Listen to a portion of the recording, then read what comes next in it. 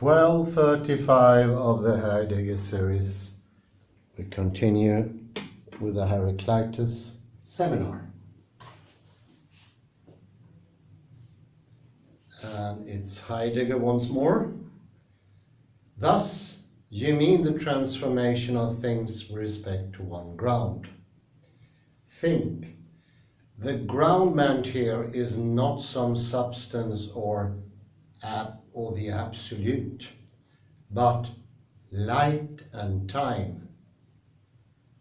Heidegger, if we now stay with our source material, and especially with the question concerning dia in fragment 41, can't we then determine dia from steering? Yi, shi, zen. What does steering mean?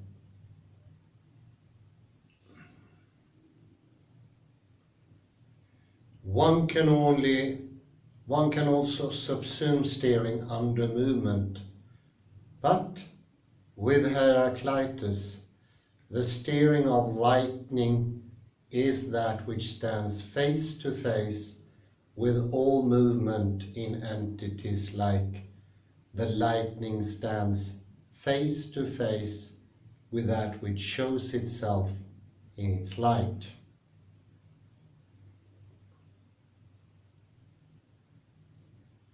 Thus, steering does not have the character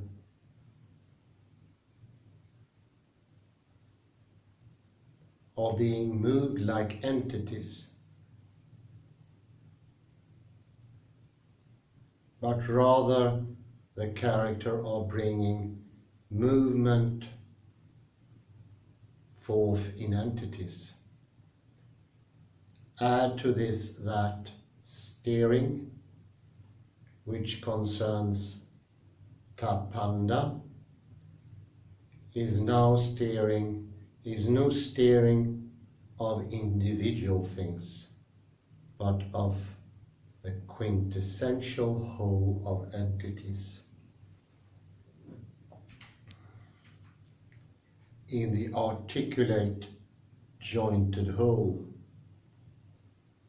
as the captain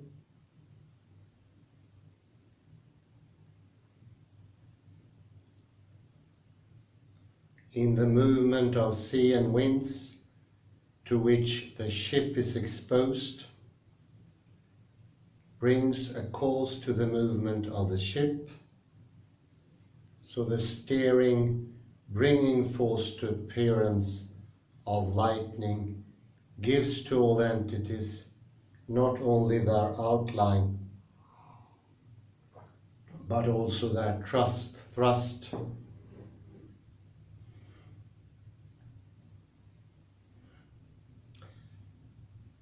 The steering bringing forth to appearance is the more original movement that brings to light the whole of entities in their manifold, being moved and at the same time withdraws into it.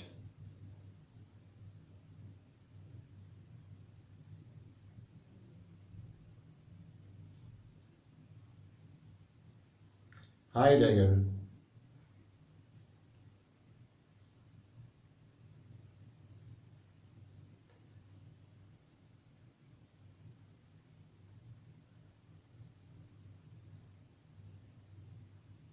Can one bring the steering of fragment 64, Oya Shize, and of 41, Eki Ve Vernisse, into association with dia?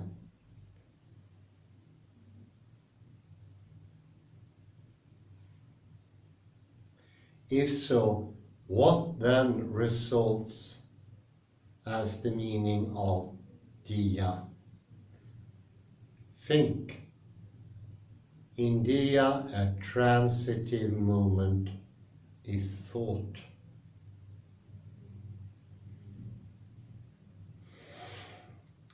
Heidegger, what meaning does everything throughout everything now have?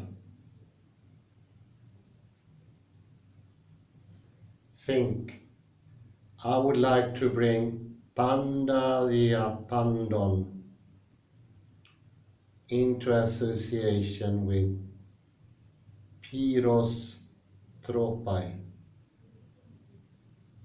the transformations of fire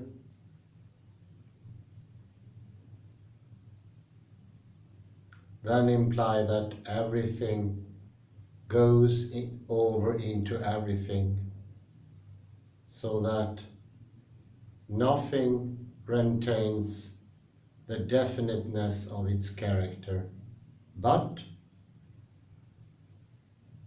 following an indiscernible wisdom moves itself throughout by opposites.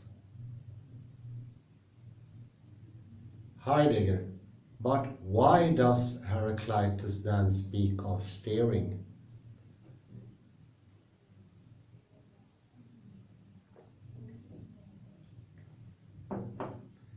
Fink, the transformations of fire are in some measure a circular movement that gets steered by lightning, specifically by Sophon.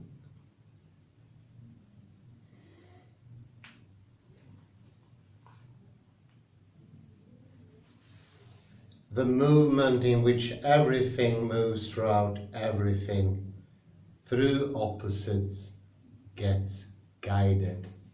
I say this last one is very important. I read it once more. The transformation of fire are in some measure a circular movement that gets steered by lightning, specifically by Sophon. The movement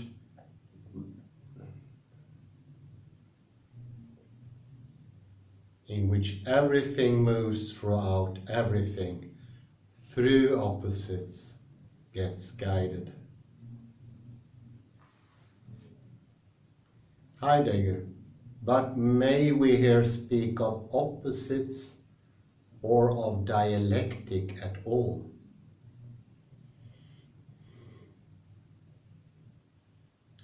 Heraclitus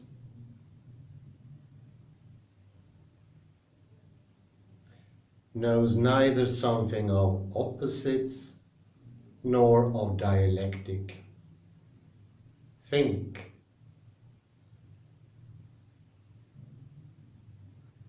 true, opposites are not thematic with Heraclitus, but on the other hand, it cannot be contested that from the phenomenon he points to opposites. The movement in which everything is transformed throughout everything is a steered movement. For Plato, the helm is the analogy for exhibiting the power of rationality in the world.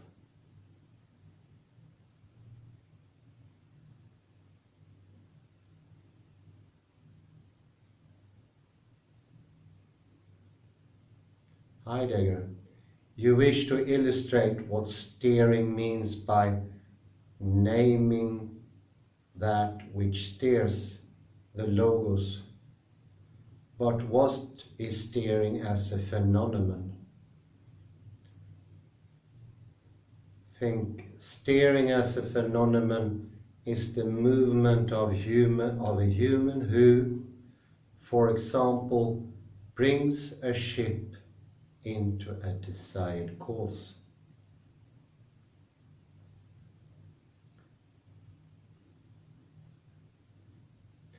It is the directing of the movement which a rational human pursues.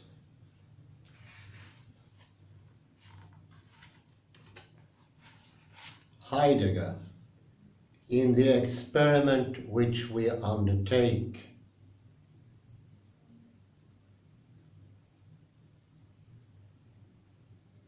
There is no question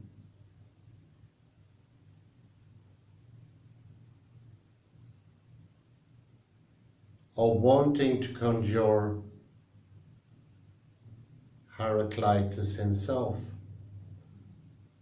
Rather, he speaks with us and we speak with him.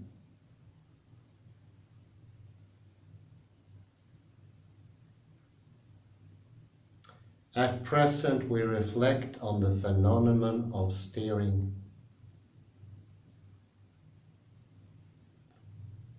This phenomenon has today, in the age of cybernetics,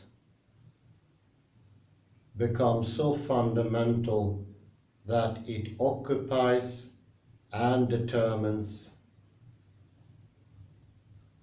the whole of natural science and the behavior of humans, so that it is necessary for us to gain more clarity about it. You said first that steering means bringing something into a desired course. Let us attempt a still more precise description of the phenomenon.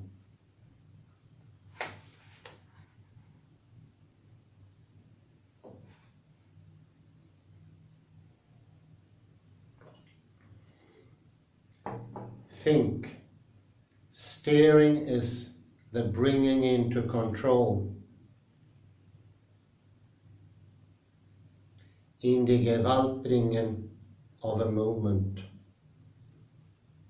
A ship without rudder and helmsman is a plaything of the waves and winds.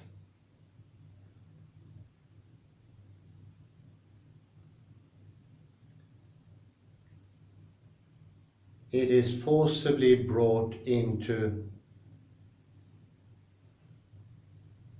the desired course only through steering.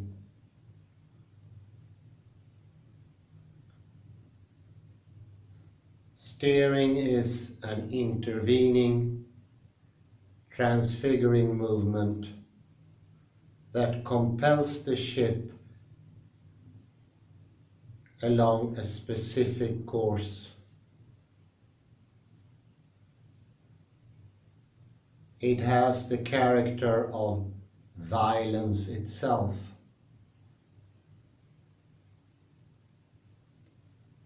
Aristotle distinguishes the movement that is native to things and the movement that is forcibly conveyed to things.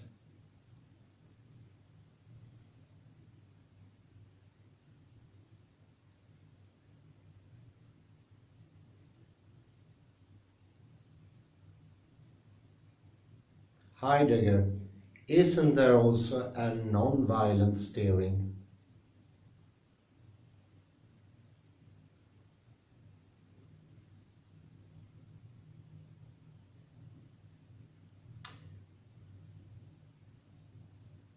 Does the character of violence belong intrinsically to the phenomena of steering? The phenomenon of steering is ever and again unclarified in reference to Heraclitus and to our present day distress.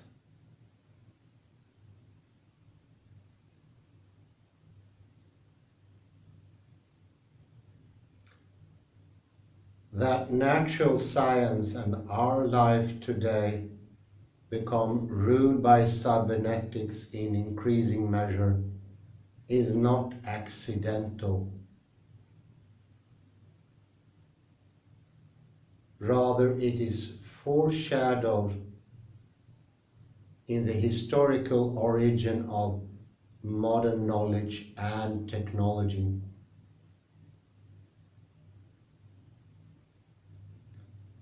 Fink The human phenomena of steering is characterized by the movement of coercive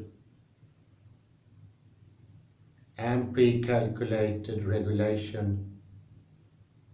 It is associated with a calculative knowledge and coercive intervention.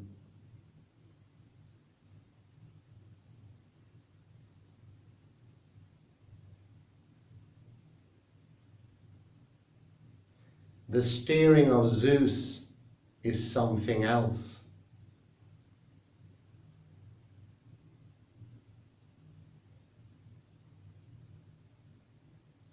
When he steers, he does not calculate, but he rules effortlessly. There tends to be non-coercive steering in the region of the gods, but not in the human region. Heidegger: is there really an essential connection between steering and coercion?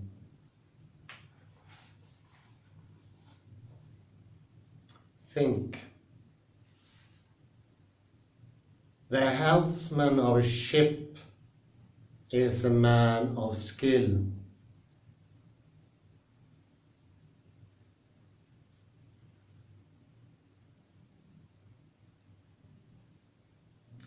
He knows his way about in the tides and winds. He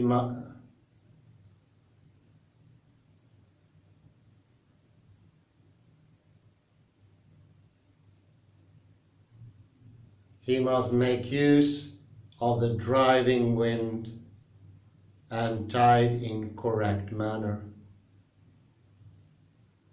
Through his steering, he removes the ship coercively from the play of wind and waves.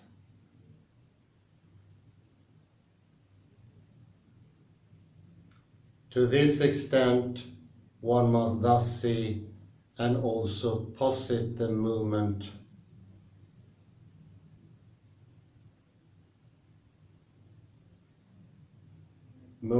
of coercive acts in the phenomena of steering. Heidegger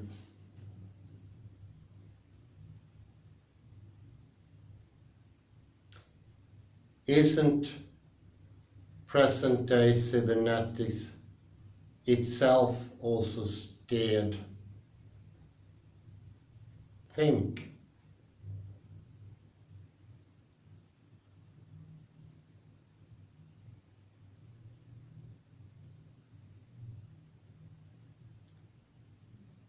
if one would think of Ima Dremeni, destiny, in this, or even fate, Heidegger, isn't this steering non-coercive? We must look at various phenomena of steering.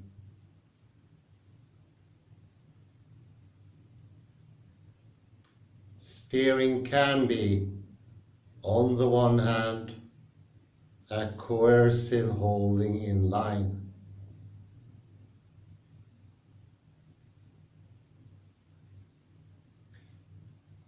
On the other hand, the non-coercive steering of the gods of the Greeks, however, have nothing to do with religion.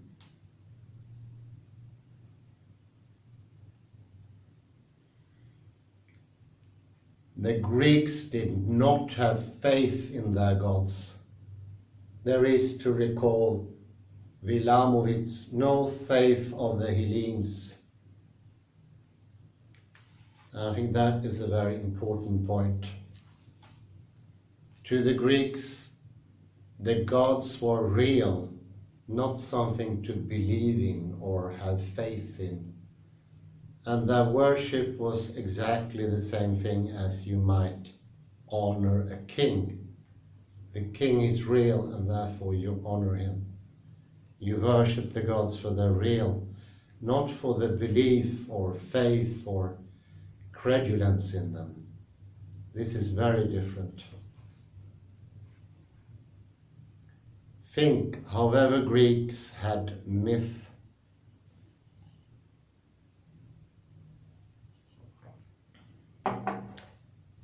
Heidegger, nevertheless, myth is something other than faith. But to come back to non-coercive steering, we could ask how things stand with genetics.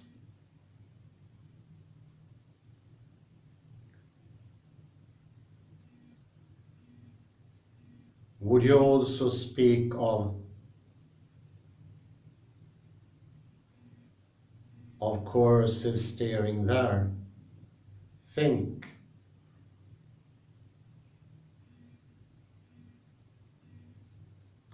Here one must distinguish between the natural behavior of genes, which can be interpreted cybernetically on the one hand, and the manipulation of factors of inheritance on the other.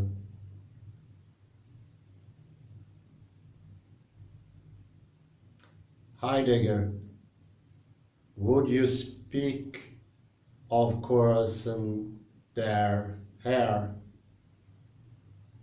Think. Even if coercion is not felt by the one overpowered, it is still coercion, because one can today coercively intervene and alter the behavior of genes. It is possible that one day the world will be ruled by druggists.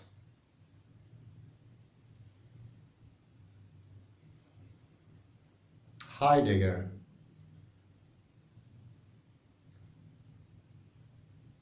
regarding genes, the geneticist speaks of an alphabet, of a store of information which stores up in itself a definite quantity of information. Does one think of coercion in this information theory? Think. The genes that we discover are biological finding.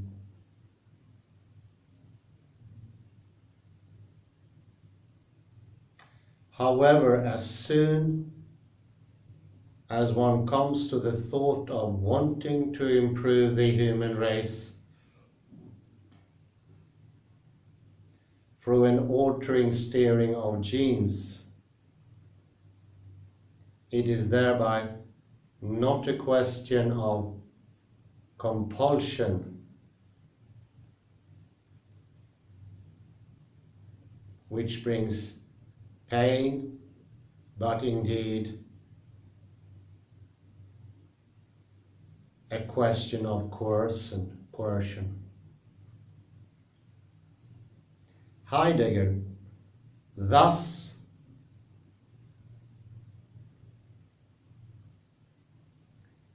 we must make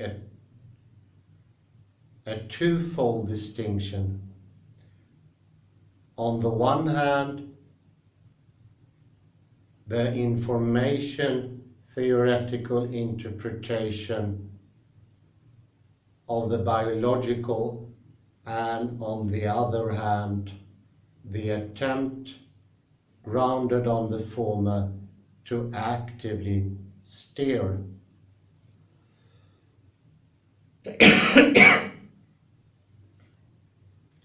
What is in question is whether the concept of coercive steering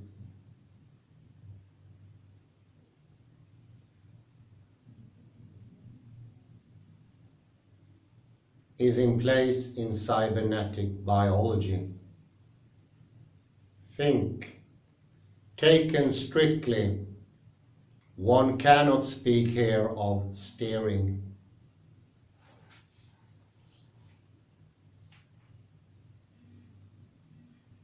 Let's get a pause here.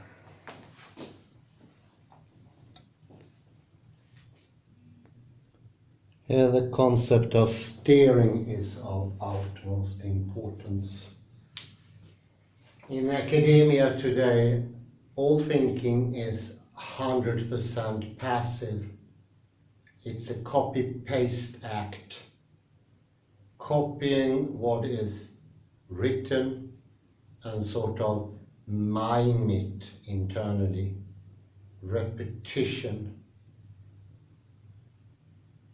And then having a sort of computer-like record of whatever is being presented, read, heard. Steering is connected to sophon, knowledge. Steering is the active way of both outside and inside. It's not solely an activity of the inside.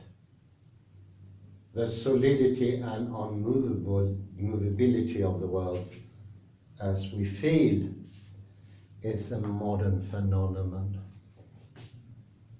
It is not something of Heraclitus. The movement, the active wanting willingness to understand, it is like the inner lightning bolt and activity. It is not a recording and memory. Remember that memory in itself is a pretty new term, and I would say it's a concept of little value. Active things is much stronger than memory.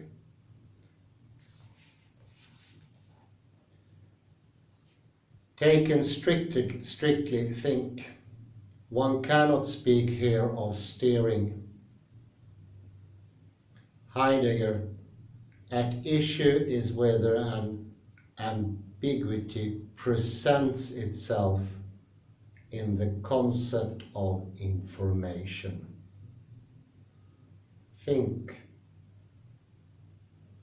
Genes exhibit a determinate stamping and have thereby the character of a lasting stock, Langspeicher. A human lives his life, which he apparently spends as a free being through genetic conditioning. Everyone is determined by his ancestors.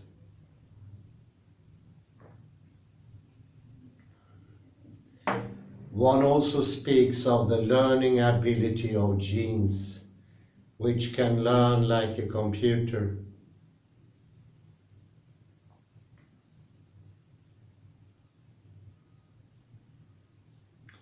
Heidegger, but how do things stand with the concept of information?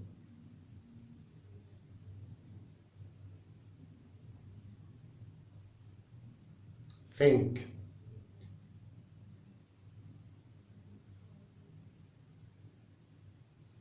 By the concept of information, one understands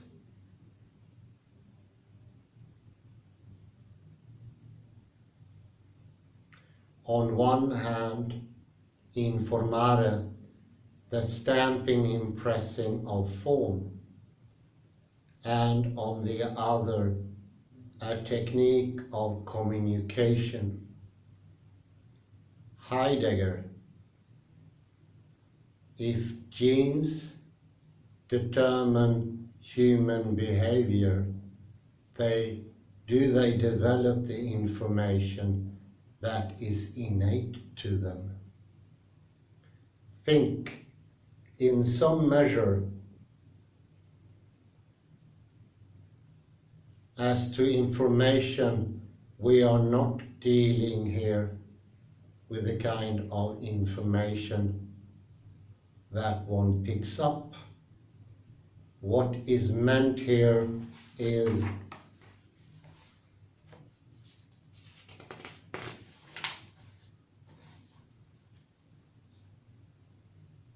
that he behaves as if he were to get a command from the genetic stock.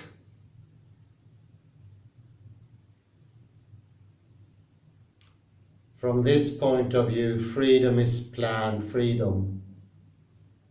Heidegger: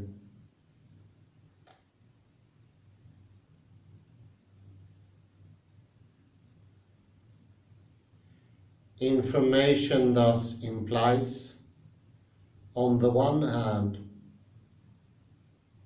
the stamping, and on the other hand, information giving, upon which the informed being reacts. The human mode of behavior becomes formalized through cybernetic biology, and the entire causal structure becomes converted.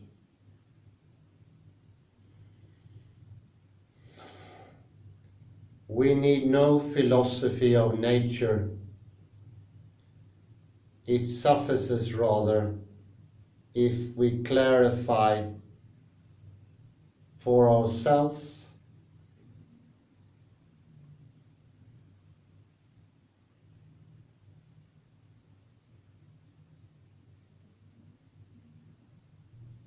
where cybernetics come from and where it leads to. The general charge that philosophy understands nothing of natural science and always limps along behind it, we can take without being perturbed.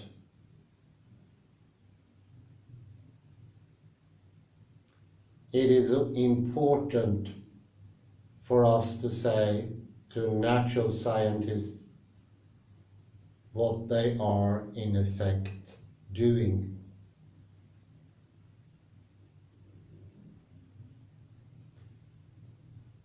We now have seen a multitude of aspects in the phenomenon of steering. Keravnos and Sophon, Logon, Pir, Ilios, and Polemos are not one and the same, and we may not simply equate them. Rather, certain relations hold sway between them which we wish to see if we want to become clear to ourselves about the phenomena.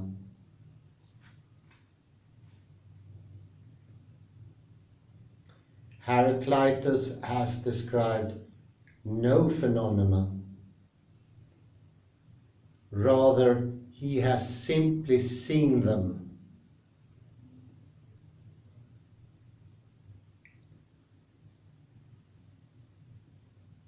In closing, let me recall fragment 47. Nieshi periton pegiotiston symbalometha. Translated, it says,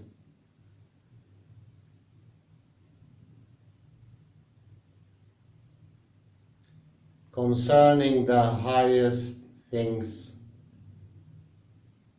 let us not collect our words out of the blue, that is rashly. This could be a motto for our seminar.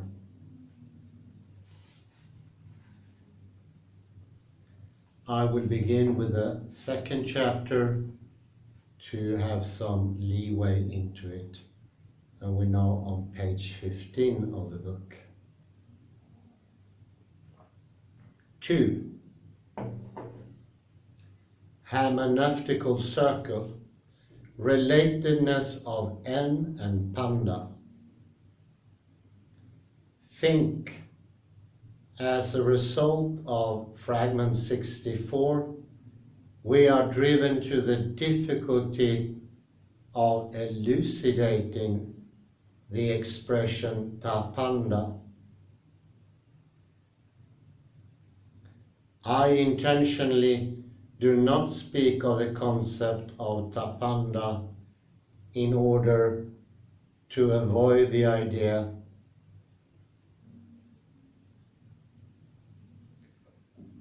of a Heraclitean technical vocabulary. The expression tapanda has shown itself to us in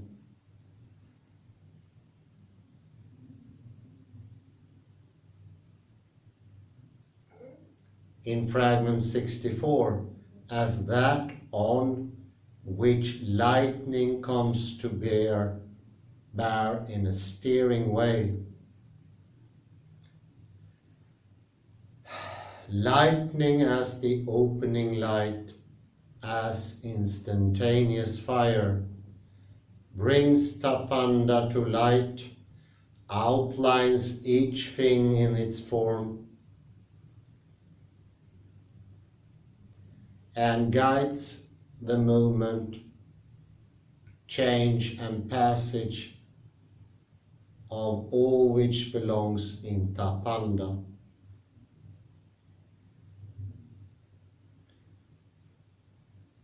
In order to focus more sharply the question of what or who tapanda are, whether individual things or elements or counter-references, we began with a preliminary look at other fragments that also name tapanda.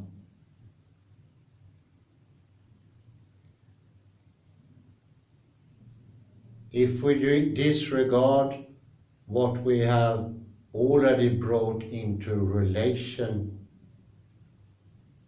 to fragment 64, 15 text citations follow in which we wish to examine how far, that is, in what respects tapanda are addressed in fragment 64.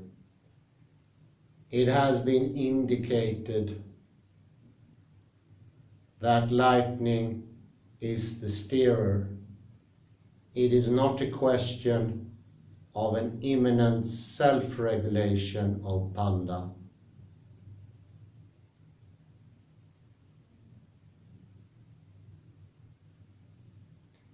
We must distinguish lightning as the one from the quintessential many of panda.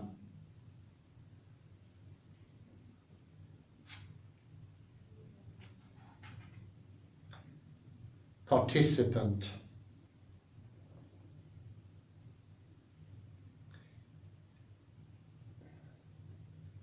If the steering principle does not lie within the whole, must it be found outside or above the whole? But how can it be outside the whole?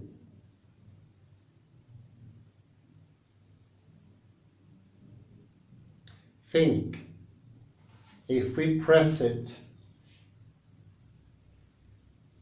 the concept of the whole means a quintessence that allows nothing outside itself. Very good, the Klein model. Thus, it apparently does not allow what you call the steering principle. But with Heraclitus, it is a question of counter-reference. At present, still not discernible by us.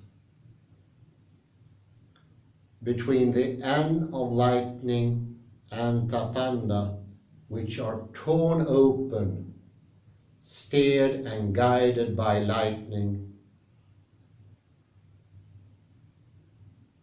as a formal, logical quintessence,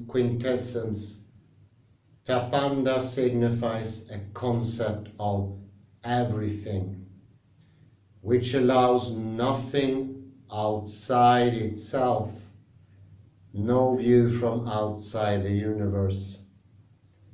It is nevertheless questionable whether the steering is something external to Tapanda at all. Here, a very peculiar relatedness lies before us.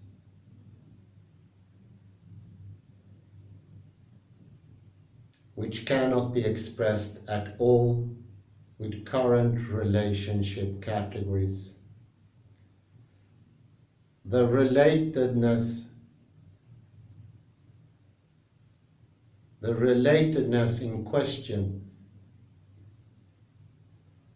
that between the lightning that guides Tapanda and Tapanda itself, is the relatedness of one to many. It is not, however, the relationship of the singular to the plural, but the relatedness of a still unclarified one to the many in the one, whereby the many are meant in the sense of quintessence. So you see here, it is the pointer that comes out of the panda, and this is similar to the potential in quantum mechanics, which is absolutely necessary to have a definite collapse of the superposition. They go hand in hand, and it's not like in classical physics we can have objects.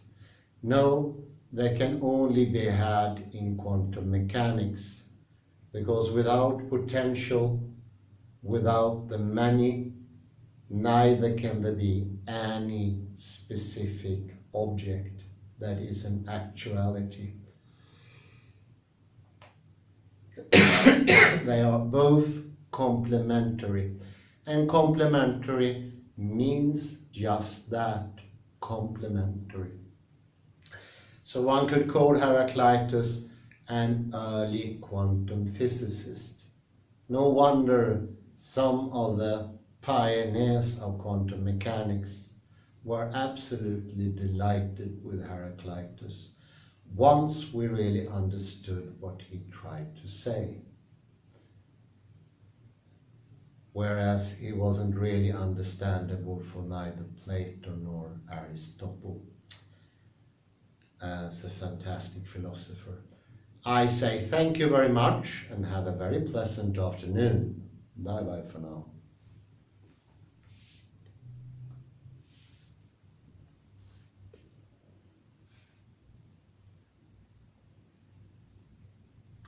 steering.